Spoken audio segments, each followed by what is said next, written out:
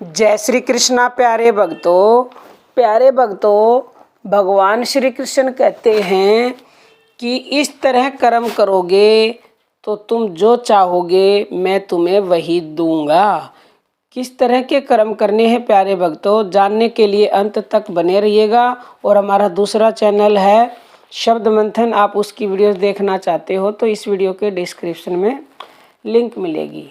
प्यारे भक्तों, भगवान कृष्ण गीता के अध्याय 3 में श्लोक नंबर 19 से 22 तक ये बताते हैं। जो बता रहे हैं ध्यान से सुनिएगा एक एक शब्द को, बहुत ही कीमती शब्द हैं एक एक।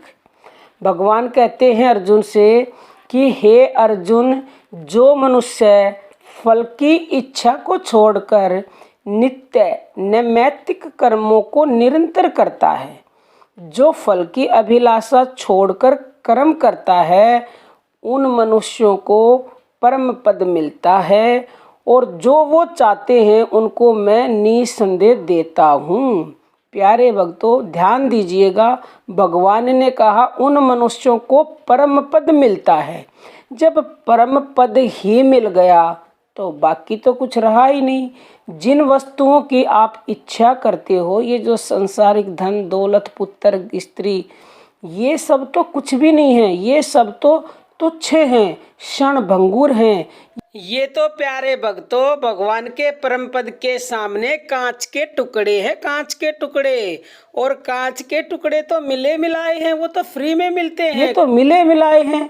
डिपेंड करता है कि आप चाहते क्या हो। अब आप ना भी चाहोगे तो भी भगवान आपको दे देंगे, क्योंकि आपकी इच्छा फल की है नहीं, आप खाली निष्काम भाव से कर्म करते हो। आगे भगवान कहते हैं कि जनक आदि जो ज्ञानी हुए हैं उनको भी कर्म करने से ही सिद्धि मिली थी। इससे जो तू बड़ा ज्ञानी हो तो भी लोक संग्रह के लिए तुझे कर्म करना उचित है। अब भगवान क्या कहते हैं, ध्यान से सुनो। जनक आदि, जनक राजा जो कि बहुत बड़े ज्ञानी हैं, उनको भी कर्म करना पड़ा था, यानी कर्म करने से ही सिद्धि मिली थी। तो अर्जुन को कहते हैं अगर तू उससे भी बड़ा ज्ञानी है, यानी राजा जनक से भी, तो भी तुझे कर्म तो करना ही उचित है, यानी कर्म तो करना ही पड़ेगा। लेकिन कर्म कैसा करना है? कर्म करना है निष्काम भाव से, निस्वार्थ भाव से। आगे भगवान कहते हैं हे अर्जुन, श्रेष्ठ जन जिन कर्मों को करते हैं उनकी देखा देखी उन्हीं कर्मों को साधारण लोग भी करते हैं, और जिन बातों को वे प्रमाण मानते हैं दूसरे लोग भी उसके अनुगामी हो जाते हैं। भगवान कह रहे हैं कि महात्मा लोग या जो भी श्रेष्ठ लोग हैं, जैसे राजा जनक हुए हैं, वो जो कर्म करेंगे उसी के अनुसार दूसरे लोग संसार के उसको उदाहरण मान के कर्म करते हैं।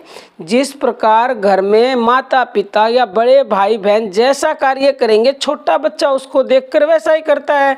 इसीलिए माँ बाप कोशिश करते हैं कि हम कुछ गलत ना करें, बच्चों पे गलत असर पड़ता है। तो ऐसे ही संत लोग, महान लोग, जितने भी श्रेष्ठ लोग हैं, वो जो कर्म करते हैं उसकी देखा देखी बाकी सारे संसार के लोग करते हैं।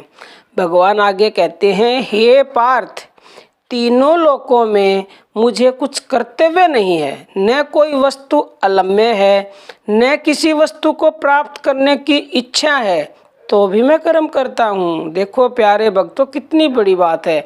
भगवान के लिए कुछ भी, कोई भी ऐसी वस्तु नहीं है जिसके जो उनके पास नहीं है और जिसको वो प्राप्त नहीं कर सकते, लेकिन उसके बाद भी वो कर्म करते हैं। वो क्यों कर्म करते हैं?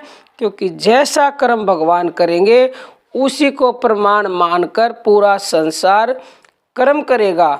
तो भगवान ने भी आम इंसान की तरह कर्म किए हैं, वो हम लोगों के लाभ के लिए।